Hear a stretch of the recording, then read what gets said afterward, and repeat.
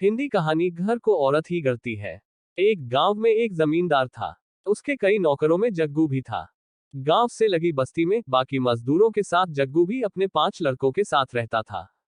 जग्गू की पत्नी बहुत पहले गुजर गई थी। एक झोपड़े में वह बच्चों को पाल रहा था।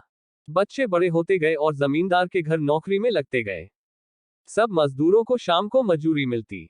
जग्गू और उसके लड़के चना और गुड़ लेते थे। चना भूनकर गुड़ के साथ खा लेते थे। बस्ती वालों ने जग्गू को बड़े लड़के की शादी कर देने की सलाह दी।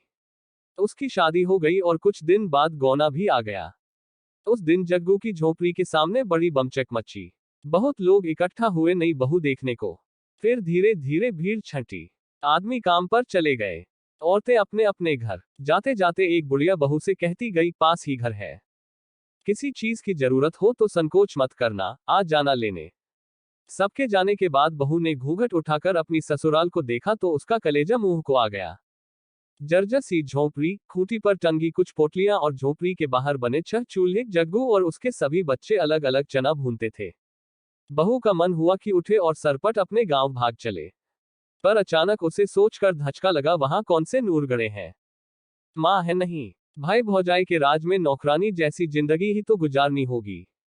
ये सोचते हुए वह बुक्का फाड़ रोने लगी। रोते रोते थककर शांत हुई। मन में कुछ सोचा। पड़ोसन के घर जाकर पूछा, अम्मा एक झाड़ू मिलेगा? बुढ़िया अम्मा ने झाड़ू, गोबर और मिट्टी दी। साथ मैंने अपनी पोती को भेज दिया। वापस आकर बहू ने एक चूल्हा छोड़ बाकी फोड़ दिए। सफाई कर गोबर मिट्टी से झोपड़ी और दुआर लीपा। फिर उसने सभी पोटलियों के चने एक साथ किए और अम्मा के घर जाकर चना पीसा। अम्मा ने उसे साग और चटनी भी दी। वापस आकर बहू ने चने के आटे की रोटियां बनाई और इंतजार करने लगी। जग्गू और उसके लड़के जब लौटे तो एक ही चूल्हा देख भड़क गए। चिल्लाने लगे कि इसने तो आते ही सत्यानाश कर दिया। अपने आदमी का छोड़ बाकी सब का चूल्हा फोड़ दिया। झगड़े की आवाज सुन बहू झोपड़ी से निकली। बोली, आप लोग हाथ मुंह धोकर बैठिए, मैं खाना निकालती हूँ। सब अचकचा गए। हाथ मुंह धोकर बैठे। बहू ने पत्तल पर खाना परोसा, रोटी, साग, चटनी। मुद्दत बाद उन्हें ऐसा खाना मिला था। खाकर अपनी अपनी कथरी ले वे सोने चले गए। सुबह काम पर जाते समय बहू ने उन्हें एक एक रोटी और गुड़ दिया। चलते समय जग्गू से उसने पूछा, बाबूजी, मालिक आप लोगों को चना और गुड़ ही देता है क्या?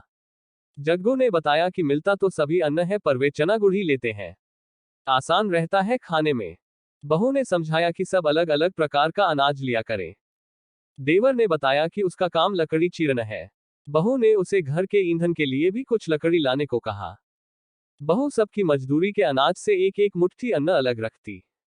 उससे बनिए की दुकान से बाकी जरूरत की चीजें लाती। जग्गू की गृहस्थी धड़ल्ले से चल पड़ी। एक दिन सभी भाइयों और बाप ने तालाब की मिट्टी से झोपड़ी के आगे बाड़ बनाया। बहू के गुण गांव में चर्चित होने लगे। जमींदार तक ये बात पहुंची। वह कभी कभी बस्ती में आया करता था। आज वह जग्गू के घर उसकी बहू को आशीर्वाद देने आया। बहू ने पैर छू प्रणाम किया तो जमींदार ने उसे एक हार दिया। हार माथे से लगा। बहू ने कहा कि मालिक ये हमारे किस काम आएगा?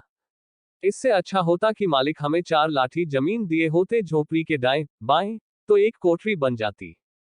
बहू की चतुराई पर जमींदार हंस पड़ा। बोला, ठीक, जमीन तो जग्गू को मिलेगी ही, यह हार तो तुम्हारा हुआ। हिंदी कहानी घर को औरत ही गढ़ती है से शिक्षा। इस कहानी से हमें ये शिक्षा मिलती है कि कोई भी घर एक और पर निर्भर करता है, वो चाहे तो उसे घर को स्वर्ग बना सकती है। इस कहानी की नायिका ने ऐसा ही किया। घर में एक ऐसी औरत जिसने 6 भाइयों के घर को एक कर दिया, फिर से एक परिवार बना दिया।